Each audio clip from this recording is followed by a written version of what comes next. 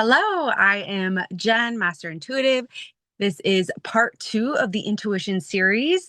And if you haven't seen part one, go check it out. It's all about what is intuition? Do you have intuition? All the science kind of backing what intuition is. So, really go check that out first. And if you don't see it, because sometimes I pull it off the YouTube, let me know and I'll send it to you before watching part two. This one is going to be all about different types of intuition because a lot of people don't know that there are different types of intuition. They think like just the one they're using is the only one. And you may have heard of these as the clairs, okay? The clairs, clairsentience, like there's a whole bunch of listed ones. I'm not going to talk about the clairs because you can easily just go look that up if you want. This is going to be a little more simplified, so you don't have to be like, am I using this clair? Okay. It'll be a little more simplified. So we're going to talk about 5 different types of intuition today. And why is it important to have and develop your different types of intuition? Because let me get into it. Number one, if you're feeling off, if your emotions are high, if you're tired, one of your intuitions could not be working. And usually it's your main one that you use.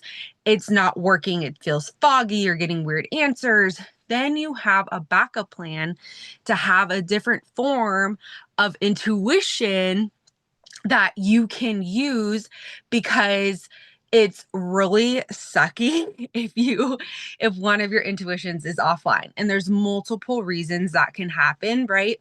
We can go into dark forces like emotions, like you're off somewhere. It could be reflection. There's many different reasons it can happen, but having a backup is vital. It is so important to have, okay?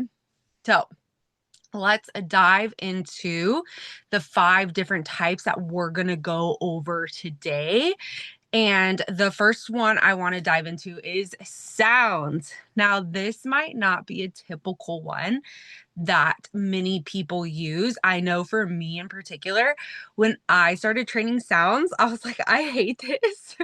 But now it's okay because if I feel off somewhere, I'm pretty confident in my sounds intuition and I can easily use it, right? Okay, I took notes just so I can make sure I do not skip or miss anything.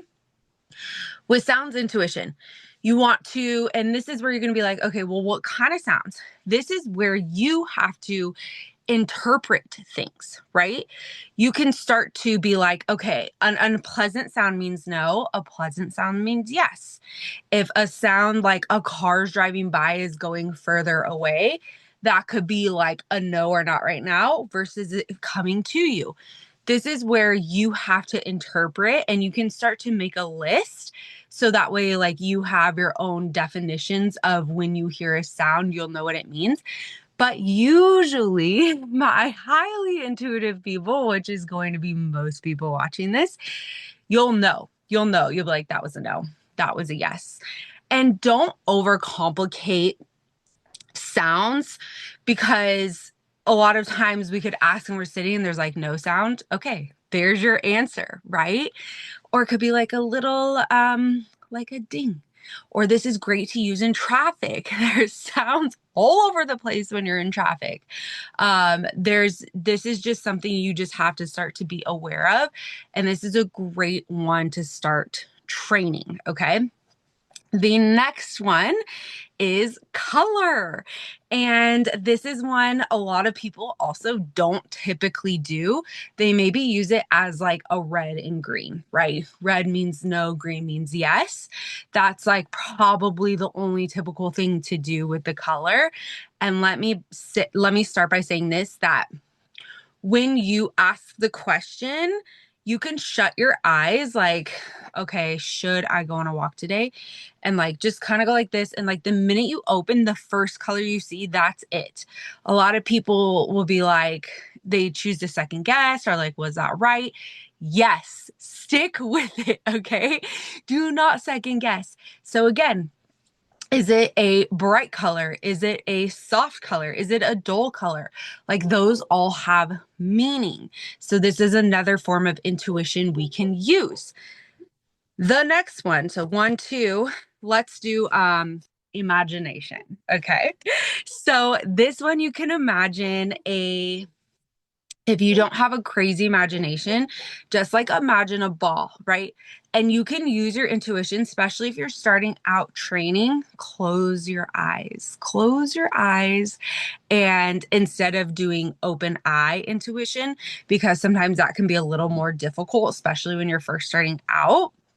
So close your eyes, imagine a ball. Okay, the ball, the bouncy, this red ball, I see a red ball and it's going up. Okay, that means yes. It's coming down. Okay, that means no. Like this is another form of intuition you can also use is your imagination. Okay. The next one, I'm going to save the other one for last because I'm feeling a lot of people have that one. And the next one is words, right? So this is one I find two people do use a little more often. They'll hear a song and be like, oh, that means something. Or they'll see like the numbers like 777 or 444, like that means something. So I feel like a lot more people do use words intuition. So that's a way. Also, you can say, okay, higher self, should I eat eggs for breakfast? Okay, I'm going to open up a book. The first thing I see. Remember, sometimes you have to interpret what it means, but don't go look elsewhere because that's your answer. Because a lot of people like this doesn't make sense.